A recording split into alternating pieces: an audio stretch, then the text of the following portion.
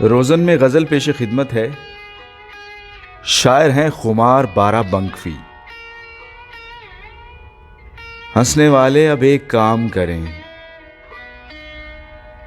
जश्न गिरिया का एहतमाम करें।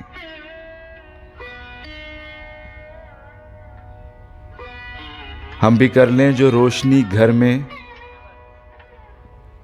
फिर अंधेरे कहाँ कयाम करें।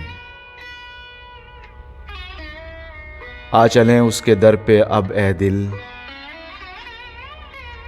जिंदगी का सफर तमाम करें।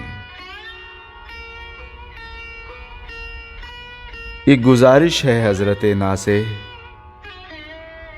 आप अब और कोई काम करें।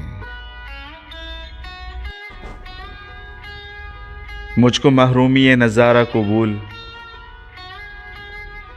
आप जलवे ना अपने आम करें। हाथ उठता नहीं है दिल से खुमार,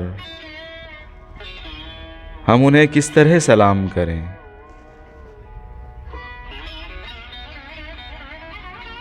हंसने वाले अब एक काम करें, जश्न गिरिया का एहतमाम करें।